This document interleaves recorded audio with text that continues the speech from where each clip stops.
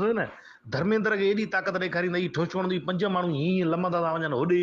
सनी देओल खे भाई इन जी फिल्म थी बिग ब्रदर हुन में पाइप हणंदा थी भेण जे चुॾ खे वो पाइप पकड़ींदो थी पाइप में माना ईअं लावा निकिरंदा थी पाइप मां एॾी तो में गरमाइश आहे हिकिड़ो मर्द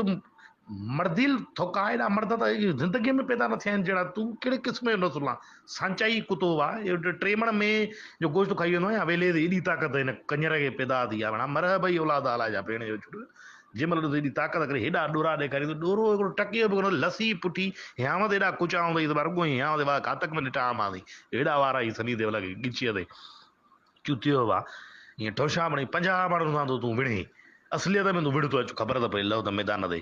एॾियूं सिरोटा हणाए इहे टोटा इहे पाड़े में जॻह थी ठही खणी एॾा ईअं दून हणाए ईअं छिनी छॾियां ते इहे कूड़ न वणंदा आहिनि यार मूंखे सनी देओल जी फिल्म थी या गदर हुन में इहो भॻो ई हिते माई वठण आयो हुई ॼण हिते विरहाइजनि थियूं मायूं आयो हुई हुन अशरफ अलीअ जी धीअ खणी हुई अशरफ अली असांजे भाड़े वारो हुनजी धीअ खणी हुई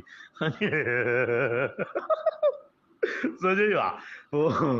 अशरफ अलीअ जी धीअ खणी हुई इन लॻे त हाणे वरी कोई इहो गुरू नानक जो रस्तो खोलियो हुयो मंदर जो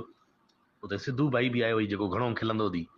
वरी एॾो हीअं सनी देओल बि आई भई फाइल हथ में हुई हथ में माना इहे कागज़ त मां वाक़ई कागज़नि ते आयो आहियां अचु न मां आया जुॾ अचु न ख़बर पई दम अथई टप त ईअं घणा त भञाए इहे फिल्मी ताक़त मूंखे तूं न ॾेखार तूं हिकिड़ो थोको आहे पहिरीं नंबर जो नलका पटिया थी प्लास्टिक जा न मां आया तीता तारी अथव ईअं टुटियूं पटियूं एॾियूं हणंदो मां दून वारियूं पुराणियूं इहे लोहियूं संभाले रखियूं आहिनि कबाड़ियुनि लाइ अला मासूम थी वेठो हुई ॾिठो मां वीडियो इमरान ख़ान बि बीठो हुओ गॾु ईअं मासूम थी अशी पग हणी ऐं जैकेट पाए इज़त सां वेठो हुई ॾोरा ढकियूं बाडी न पियो ॾेखारई ख़बर त फऊ हरामी आहे ॾिसंदो बेइज़तो कंदो सम्झई न चुपचाप इहो मासूम थी आई हुई मासूम थी हलियो हुई कूड़ा पी पुट भाई इहे धर्मेंद्र बॉबी देओल ऐं इहो सनी देओल कूड़ा कुड़िया पुट इन्हनि खे भाई एॾी ताक़त थी मां त चवां थो कोई इन्हनि खे इंसान छो लथा आहिनि इहे